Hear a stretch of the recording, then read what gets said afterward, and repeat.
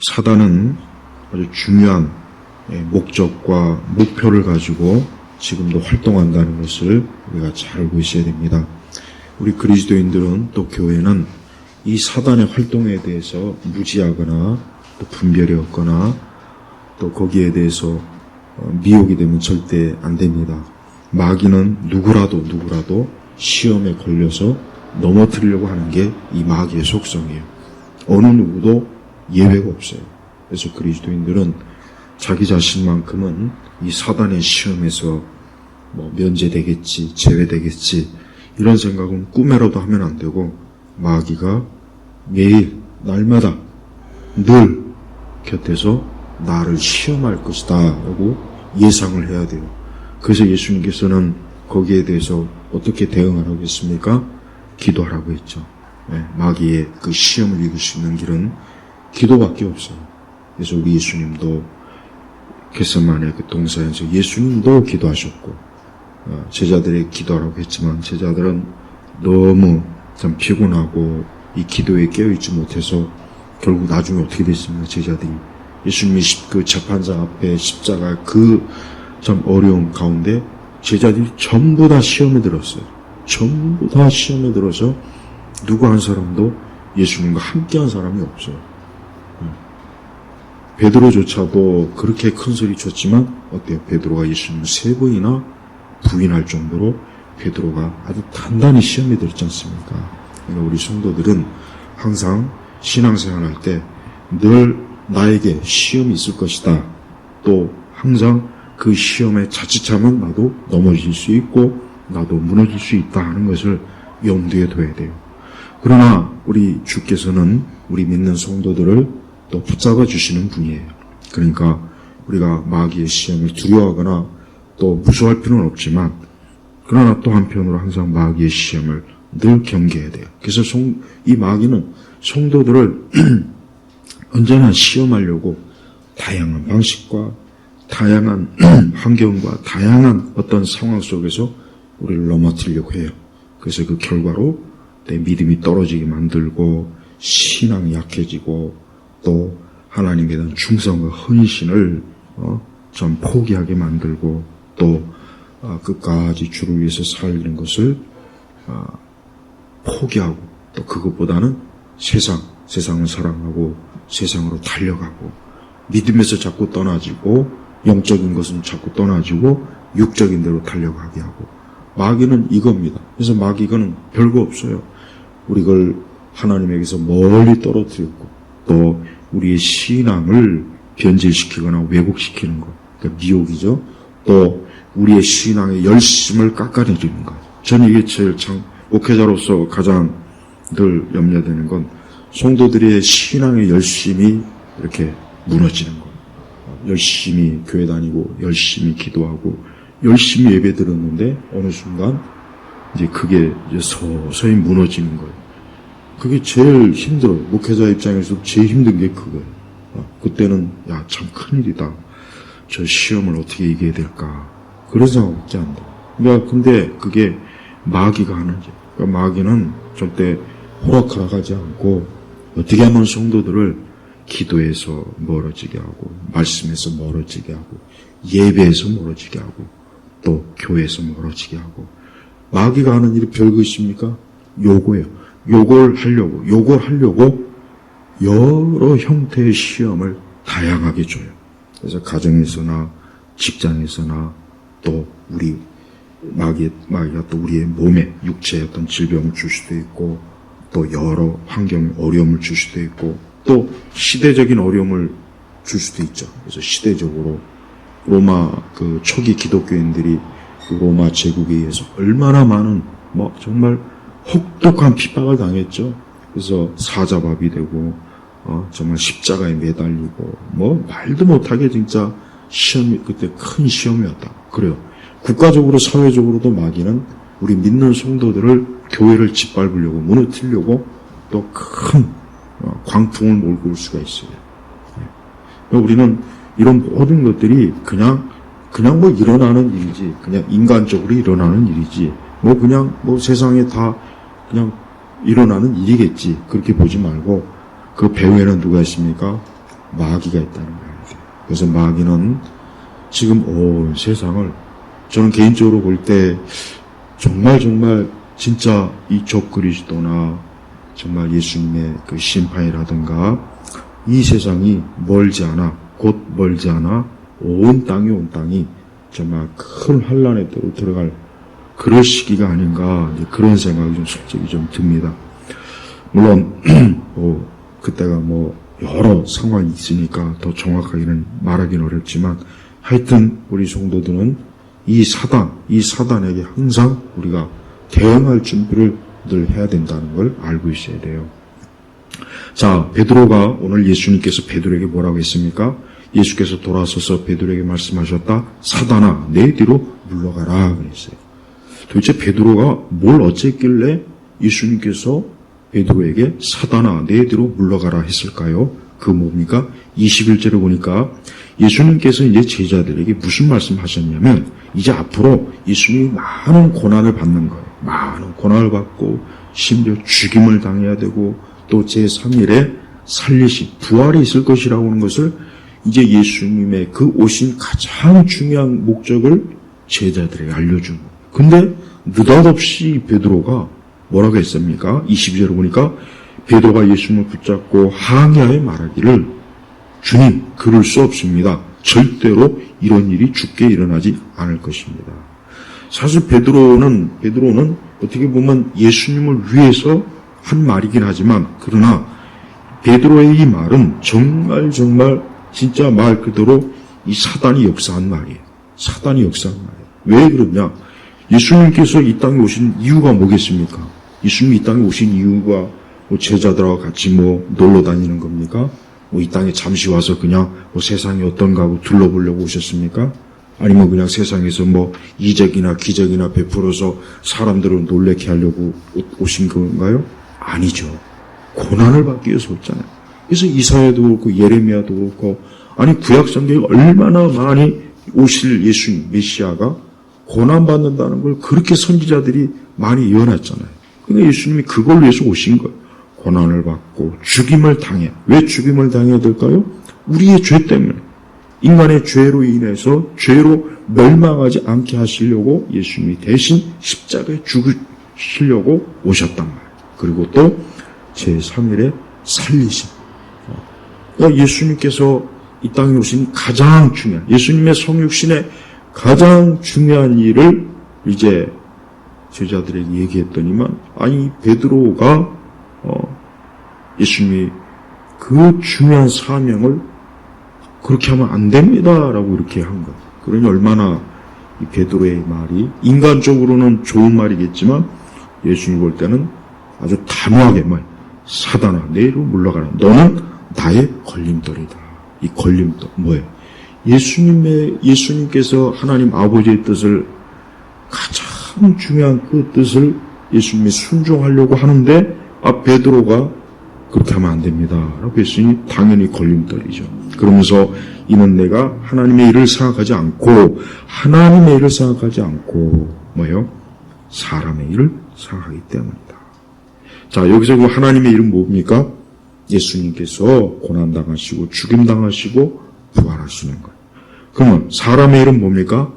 그거 하지 않는 거예요. 그냥 예수님께서 제자들과 함께 있으면서 예루살렘에 가서 왕위에 올라서 제자들도 같이 권세를 얻고 싶어 하는 거예요. 이 베드로는 그걸 지금 꿈꾸고 있고 나머지 제자들도 그걸 지금 꿈꾸는데, 예수님이 고난당한다, 죽는다 이러니 제자들로서는 어때요? 도저히 그러면 안 됩니다. 그러니까 인간적인 거예요. 그러니까 베드로부터 시작해서 제자들은 정말 하나님의 일을 생각했어야 돼요. 하나님의 일. 하나님의 일과 사람의 일은 이렇게 달라요. 그래서 우리 성도들도 우리가 어떤 시험에 들 때는 내가 이게 하나님의 일 때문에 그러는 건지 사람의 일 때문에 그런지 잘 분별해서 그 시험을 이겨야 되는 거예요. 근데 그걸 분별하지 못하고 대부분의 시험은 다 인간적인 것 때문에 시험에 들더라고요. 가만히 보니까. 다 베드로하고 똑같은 거예요. 베드로는 정말 예수님께서 굉장히 이 베드로에게 큰 칭찬을 한 적이 있어요. 언제냐? 바로 그 앞절을 보니까 한 번은 이제 예수님께서 제자들에게 뭘 물었냐면 사람들이 인자를 누구라고 하느냐? 그러니까 사람들이 예수님에 대해서 뭐라고 하느냐라고 이렇게 예수님 좀 물어봤어요. 그랬더니 뭐 이 말 저 말해요. 뭐 세례 요한이다, 엘리야다, 뭐 예레미야다. 근데 16절을 보니까 마태복음 16장 16절을 보니까 너무나 베드로가 귀한 믿음의 고백, 신앙 고백했어요. 그러니까 주님은 그리스도이시며 살아계신 하나님의 아들이십니다. 정말 이 베드로의 이 고백은 신앙은 지금 우리의 신앙이요, 우리의 신앙 고백이 돼야 돼요. 우리 역시 예수님은 누구요? 예수님은 그저 뭐 구약의 위대한 사람, 뭐 세상의 위대한 사람, 성인, 뭐 대단한 사람, 뭐 슈퍼맨 아니에요. 예수님은 그리스도예요. 기름 부음 받은 사람. 우리의 죄로 인해서 그분이 죽으셔야 될 분이에요. 그리고 그분은 살아계신 하나님의 아들이십니다. 아들이십니다. 이 시몬 베드로의 이 고백은 정말 놀라운 고백이에요. 이것은 정말 하나님께서 성령께서 하게 하지 않으면 할 수 없는 고백이 이 고백입니다. 그래서 누구라도 바로 이 베드로의 고백을 하는 그 사람은 믿는 자예요. 예수님을 믿는 사람은 누굽니까? 바로 주님은 그리스도이시며 살아계신 하나님의 아들이십니다 하는 이 고백을 진짜 하고 믿는 사람이 그 사람이 그리스도예요. 그래서 우리 모두가 다 이러한 신앙 고백을 우리가 해야 돼요. 또 당연히 우리는 이와 같은 것을 우리는 믿고 있어야 돼요. 그래서 17절을 보니까 예수님께서 바요나 시몬아 내가 복이 있다. 이를 내게 계시하신 분은 사람이 아니라 하늘에 계신 내 아버지이시다. 그러니까 예수님께서 정말 듣고 싶어 했던 거고 진짜 예수님에 대해서 가장 정확하게 베드로가 고백을 하니까 우리 예수님께서 내가 복이 있다. 그리고 그것은 하늘에 계신 아버지 하나님께서 그와 같은 것들을 깨닫고 믿게 하셨다고 예수님이 인정을 해줬어요. 그러면서 18절에 너는 베드로이다. 내가 이 반석 위에 내 교회를 세우겠으니 음부의 세력이 그것을 이기지 못할 것이다. 내가 너에게 하늘나라들의 열쇠들을 주겠으니 내가 땅에서 무엇이든 매면 할매일 것이고 내가 땅에서 무엇이든 풀면 하늘에서도 풀릴 것이다. 그러니까 예수님께서는 이 베드로가 그 하나님의 아들 예수님에 대한 신앙 고백을 너무나 참 정확하고 우리 주님이 들으시기 기쁜 그런 신앙 고백을 해서 뭐라고 했습니까? 내가 복이 있다 하면서 이 반석 위에 내 교회를 세우겠으니 자 천주교 교황의 그 근거를 여기다 두고 있는 거예요.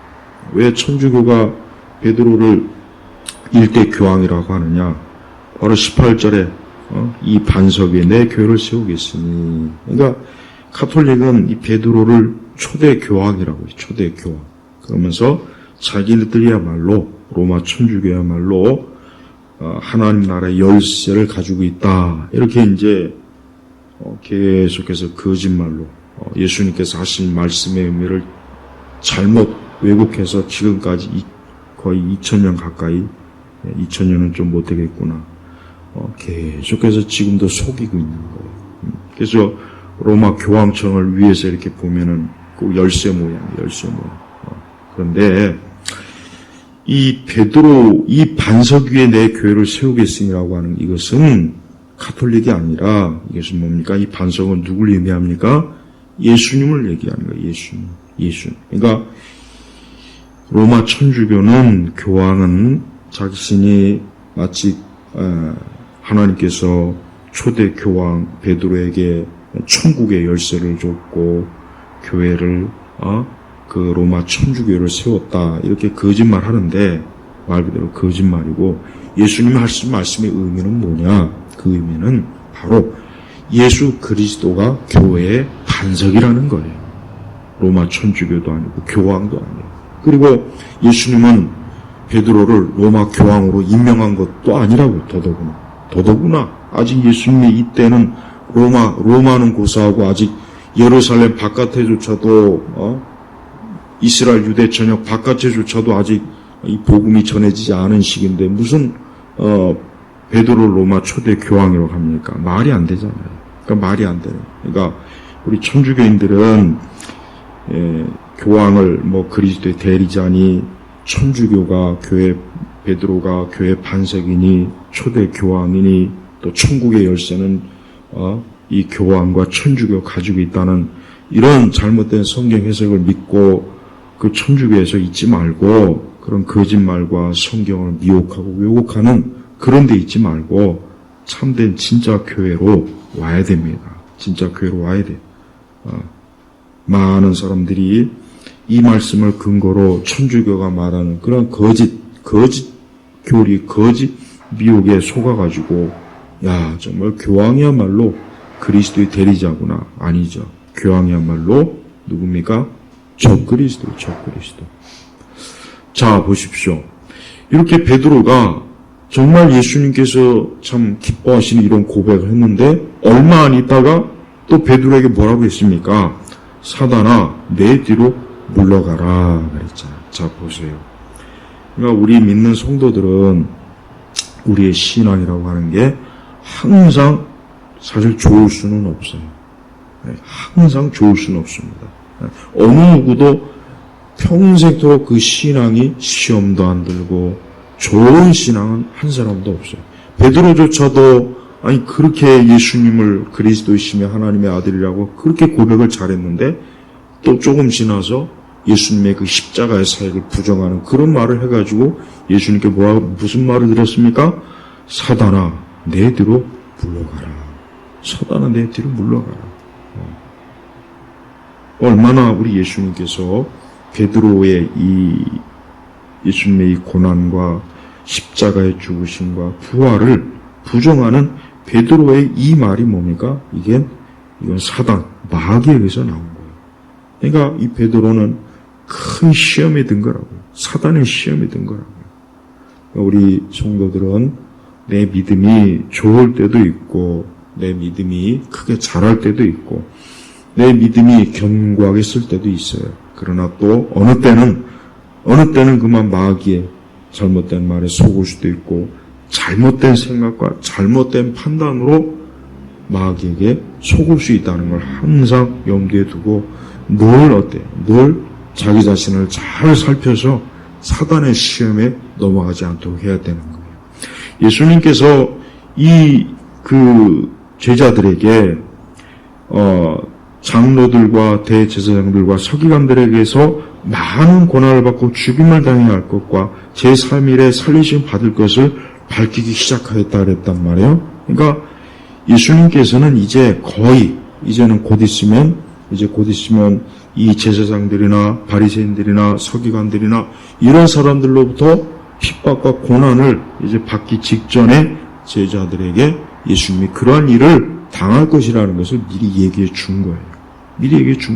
근데 거기에서 이제 베드로가 그런 일은 있어서는 안 됩니다. 그럴 수 없습니다. 절대로 이런 일이 주께 일어나지 않을 것입니다. 라고 하나님의 뜻이 아닌 것을 예수님에게 지금 들이민 거예요. 정말 베드로가 말한 대로 예수님께서 고난도 안 받고 죽임도 안 당하고 부활을 안 당하면 어떻게 되겠습니까? 그러면 베드로는 멸망하는 거예요. 베드로는 자기 죄 때문에 죽는 거예요. 근데 베드로는 그것도 모르고 우리 선생님 우리 예수님이 그런 고난과 그런 죽이심과 그런 일을 당하면 안 되지. 그래서 예수님이 뭐라 했습니까? 사람의 일이잖아요. 우리가 신앙과 믿음은 누구의 일입니까? 이것은 하나님의 일이에요. 우리가 하나님께 예배드리고 우리가 신앙생활하는 건 하나님의 일이에요. 이걸 절대 인간의 일로 생각하면 정말 안 돼. 근데 많은 그리스도인들이 신앙생활 하다 보면은 이 신앙생활을 인간의 일로 생각하는 거예요. 사람의 일로 생각하는 거예요. 그러니까 시험에 들어서 신앙이 무너지고 포기하고 또 신앙과 믿음보다 다른 걸 더 중요하게 여기고 다른 걸 더 소중하게 여기고 다른 거 별로 있겠습니까? 세상이죠. 세상을 더 중요하게 여기는 거예요. 그렇지 않아요. 그러면 안 돼요. 신앙, 여러분 우리의 신앙은 이거는 누구의 일입니까? 이게 하나님의 일이에요. 하나님의. 우리가 직장 나가고 우리가 밖에 나가서 이렇게 하고 하고 가정, 이건 다 인간의 일이에요. 그건 다 인간의 일이에요. 그렇지만 신앙은 이건 하나님의 일이에요. 오늘 예배 드리고 우리가 기도하고 말씀을 듣고 성경을 공부하고 우리가 주 앞에 나온 이거는 무슨 일입니까? 이건 하나님의 일이랍니다. 그러니까 이 일은 우리가 이 다음에 주님 가는 그날까지 하는 거예요. 그때까지 하는 거예요. 다른 모든 일들은 다 이제 그만둬요. 직장도 나중에 그만둬야 돼요. 가정도 나중엔 가정도 다 없어지는 거예요. 모든 게 다 사라져요. 그렇지만 신앙은 어때요? 끝까지 남아요. 왜? 신앙은 하나님의 일이니까. 그래서 우리 성도들은 우리의 신앙생활을 이걸 사람의 일로 생각하면 안 돼요. 내가 지금 사람의 일이라고 생각하고 신앙생활 한다면 솔직히 못합니다. 못해. 나 같아도 못하겠어. 안 하겠어. 나 같아도 이 하나님의 이 사역 목회를 그냥 사람의 일이라고 생각하면 못해. 아마 안 할 것 같아요. 그렇지만 이건 뭐예요? 하나님의 일. 그러니까 우리 성도들도 교회 다니고 이렇게 예배 드리고 그 다음에 우리가 하나님을 섬기고 이 모든 게 다 누구의 일입니까? 내 일이 아니라 인간의 일이 아니라 하나님의 일이에요. 하나님. 그래서 우리 성도들이 신앙생활 할 때 하나님 그래서 기뻐하는 거예요. 그래서 하나님 좋아하시는 거예요. 하나님은 우리 믿는 사람들을 구별했습니다. 우리를 구별했어요. 우리 한 사람 한 사람을 성령께서 우리를 구별해 놓으셨다고. 그게 선택이에요. 그게 선택이란 말이에요. 그래서 딱 선택받은 우리만 하나님의 일을 하도록 하나님께서 우리에게 사명을 주신 거예요. 그래서 모든 성도들은 다 사명을 받은 거예요. 모든 성도들은 다 부르심, 소명을 받은 거예요. 그래서 성도는 이 소명과 사명으로 일생토록 우리 주님을 섬기고 주님을 위해서 인생을 사는 겁니다. 그래서 성경에는 뭘 하든지 먹든지 마시든지 다 뭡니까? 하나님의 영광을 위해서 하라 그랬지 않습니까? 그래서 성도는 인생 전체가 다 사실은 뭐예요? 성도는 다 하나님의 일이에요. 근데 어떤 사람은 이 신앙을 인간의 일로 알고 있어요. 그러니까 신앙생활도 꾸준하게 계속 잘할 생각은 안 하고 하다 말다 또 기분 나쁘면 안 하고 기분 좋으면 하고 뭐 하면 하고 뭐 없으면 하고 그런 변덕을 부리는 사람들이 상당히 많이 있어요. 그 사람들은 아직도 이 신앙이 하나님의 일이라는 걸 모르는 거예요. 우리 예수님께서 고난을 받고 죽임을 당하고 이런 3일의 부활에 무덤가에 있다 3일의 부활에 이 살리심을 받는 걸 우리 예수님은 어떻게 생각합니까? 이걸 인간의 일이 아닌 하나님의 일. 예수님께서 이 땅에 오신 목적을 이루는 게 이게 오늘 예수님께서 제자들 이 베드로에게 깨우친 거예요. 근데 사단은 그것을 못하게 하지 마시라. 그러면 안 된다고. 사실은 인간적으로는 베드로의 말이 더 좋은 말이 듣기는 좋지만 하지만 우리 주님께서는 단호하게 뭐라 했습니까? 사단아 내 뒤로 물러가라 그랬어요. 내 뒤로 물러가라. 그래서 우리 성도들은 항상 인간적인 것과 하나님의 일과 부딪힐 때 어떻게 해야 되겠습니까? 하나님의 일을 택해야죠. 하나님 기뻐하신 걸 택해야죠.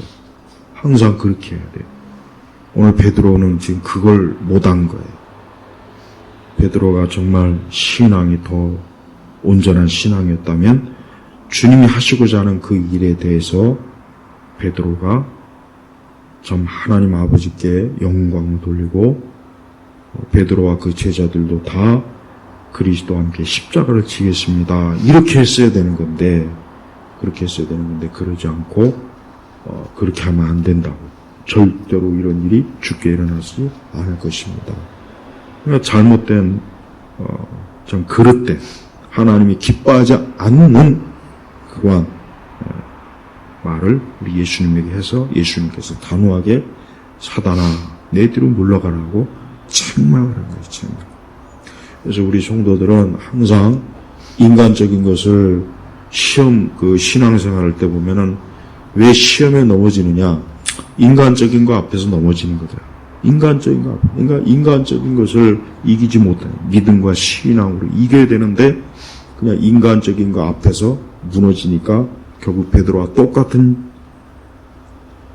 불순종, 죄를 짓고 시험에 들어서 확 무너지더라고요. 진짜 그래요. 그래서 항상 신앙은 이거는 인간적인 게 아니에요. 오늘도 우리가 이렇게 예배 나온 거 이거 뭡니까? 이거 하나님이 한 거예요. 여러분이 내일 직장 안 가는 가고 안 가고는 그건 인간의 일이에요. 내일 직장에 가고 안 가고는 그건 인간의 일이에요. 하지만 교회 오고 안 오는 거는 그건 하나님의 일이에요. 바로 그 차이를 잘 분별할 줄 알아야 돼요. 그래서 많은 성도들이 자기의 신앙생활을 이게 하나님의 일이라는 엄청나게 세상에서 제일 중요한 일이 뭐겠습니까? 이 땅에서 제일 중요한 일이 뭐겠습니까? 대통령의 일입니까? 장군의 일입니까? 학자의 일입니까? 연예의 일입니까? 아니요. 그 모든 것들은 잠시 잠깐 한때, 그러나 하나님을 섬기는 일은 영원해요.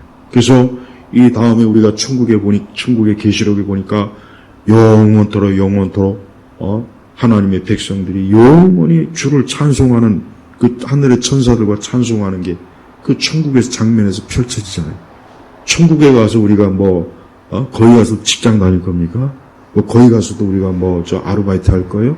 거기 가서도 공부할 거예요? 거기 가서도 시험 칠 거예요? 아니죠.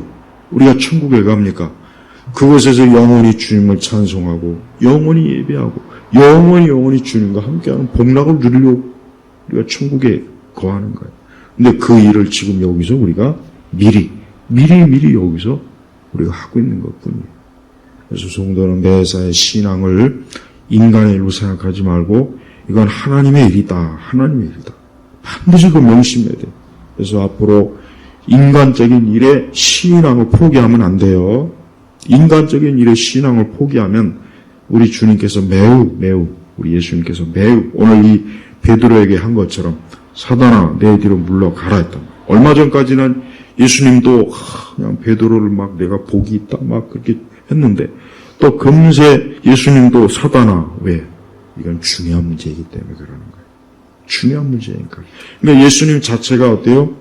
벌써 인간적이지 않은 이건 하나님의 일이기 때문에 그냥 베드로에게 반드시 책망을 해야 될 문제였던 거예요. 그냥 넘어가면 안 돼. 왜? 예수님이 이제 곧 있으면 말 그대로 이 대제사장들, 서기관들, 바리새인들에게 고난을 받거든요. 잡히잖아요. 빌라도의 재판장에 끌려가잖아요. 거기서 십자가형을 받잖아요. 거기서 채찍을 맞고 십자가에 달리지 않습니까? 죽으심을 당하잖아요. 팔아요. 이제 곧 있으면 예수님이 곧 그 길을 가야 되는데 베드로가 이러고 있으니 얼마나 예수님께서 아직도 하나님의 일을 모르는구나. 네가 아직도 하나님의 일을 모르는구나 하고 탄식을 한 거예요. 그래서 우리 성도들도 항상 신앙 생활을 인간적으로 생각하지 말고 이것은 내가 하나님의 일이다. 내가 평생 이 땅에 숨을 쉬는 날까지 해야 될 하나님의 일이라는 것을 잘 명심하고 우리가 신앙 생활해야 돼요. 이렇게 마귀는 우리의 신앙을 넘어뜨려요. 이렇게 마귀는 우리의 생각과 마음과 우리의 모든 것들을 뒤흔들어서 어떻게 하면 하여튼 무슨 수단과 방법을 안 써서라도 하나님에게서는 멀어지면 되는 거예요. 그래서 돈도 많이 줘보고 세상 권력도 줘보고 세상 친구들도 많이 줘보고 그냥 주변에 이런저런 환난과 어려움도 줘서 그걸 통해 가지고 주님만 떠난다면 마귀로서는 만사오케이. 그러니까 마귀는 정말 교활합니다. 간악해요. 아주 영악해요. 그래서 우리는 절대 마귀 못 이겨요. 온 세상에 다 달려들어도 마귀 못 이깁니다. 그러니까 우리가 어떻게 됩니까? 첫째는 기도해야 돼요. 둘째는 마귀의 모든 수법은 성경에 다 나와 있어요. 그래서 하나님께서 우리에게 성경을 주신 이유는 사단이 우리를 어떻게 속이는지, 인류를 어떻게 속이는지, 세상이 우리를 어떻게 미혹하고 속이는지 성경에 다 하나님께서 드러내 주셔서 우리가 성경만 제대로, 그러니까 올바로 잘 안다면 마귀의 시험과 그 교활함을 그래도 최대한 이겨낼 수가 있는 거예요. 그래서 성도는 다른 거에 무지하면 안 되고 항상 그래서 어떠한 일이라도 성경을 통해서 이 사단의 수법을 다 잘 우리가 알 수가 있습니다. 우리가 그만큼 그래서 성경에 대해서 무지하면 안 되는 이유가 거기에 있어요. 그러니까 이 사단이 왜 성경을 미혹하고 왜곡되게 해서 뭘 만듭니까? 사이비 이단을 그래서 양성하는 거예요. 사이비 이단을 양성해서 사람들로 하여금 속게 만들고 미혹되게 만들어서 거기에서 결국은 그리스도와 아예 영영 떨어지게 만드는 게 이 사단의 방식이에요. 그래서 우리 성도들은 자신의 마음속에 내게 신앙이 자꾸 약화되거나 하나님에 대한 열심이 약화되거나 하나님에 대한 사랑이 약화되거나 내 신앙에 대한 활동과 열심이 자꾸 이렇게 되면은 야 이거는 마귀가 지금 시험을 걸었구나. 지금 내가 이 시험에 좀 넘어가고 있구나. 그렇게 알아야 돼요. 그걸 그렇게 알고 대처해야 됩니다. 그래서 다시 신앙이 불을 붙어야 돼요. 다시 믿음이 다시 일어서야 돼요. 다시 기도가 시작돼야 되고 다시 말씀을 펴야 되고 또 우리가 어떤 상황에 처해든지 그 상황 속에서 항상 하나님의 도우심을 구하고 하나님의 지혜를 구하고 항상 성령 하나님께서 그 모든 일을 분명히 우리에게 복되게 성령 하나님께 이끌어 줄 것이라고 하는 믿음을 갖고 단호하게 되어야 됩니다. 그래서 사람에게 시험 들지 마시고 세상에서 시험 들지 마시고 육적인 데 시험에 들지 말고 그리고 시험에 들어도 다시 일어나야 돼요. 다시 일어나야 됩니다. 시험에 들었다고 해서 주저앉지 말고 다시 일어나요. 그래서 예수님께서는 베드로가 시험에 들어서 예수님을 떠났잖아요. 하지만 예수님을 찾아가서 다시 이렇게 세워줬어요. 사명을 이렇게 세워줬단 말이에요. 그래서 베드로가 정말 초대교회 귀한 하나님의 사람이 됐어요. 그래서 성도는 할 수 있는 한 시험에 들지 말아야 돼요. 그러나 혹 시험에 들어서 넘어져도 다시 넘어졌다고 해서 그냥 주저앉지 말고 다시 훌훌 일어나서 털고 다시 믿음의 길로 가자. 기도의 길로 가자. 다시 신앙의 열심의 길로 가자. 이런 마음을 먹어야 되는 거예요. 그리고 어떤 종류의 시험이 오든 하여튼 우리의 마음과 생각과 내 삶을 뒤흔드는 건 이건 마귀가 시험 주는 게 100% 맞습니다. 그게 누구에게서 오든 간에 요건 시험이구나. 그러니까 요걸 이기자. 반드시 기도로 이기자. 말씀으로 이기자. 영적으로 이겨내자 하는 그 마음을 꼭 가지고 있어야 돼요. 그러면 주님이 더 크게 도우시고 함께 하십니다. 그래서 우리 성도들이 지금 이렇게 무지막지하게 우리 기독교를 우리 믿는 사람들 또 온 세상을 지금 이제 엄청난 소용돌이로 이렇게 지금 큰 파도가 지금 오고 있는데 우리가 무릎이 약하면 안 되죠. 나약하면 안 돼요. 이 세상에 그냥 우리가 마음이 뺏겨서도 안 되고 우리의 어떤 개인적인 여러 시험에 무너지면 안 되는 거예요. 그래서 오늘도 주 안에서 시험을 이기고 그리스도의 온전한 성도로서 굳건하시길 주의 이름으로 축복합니다. 기도하겠습니다.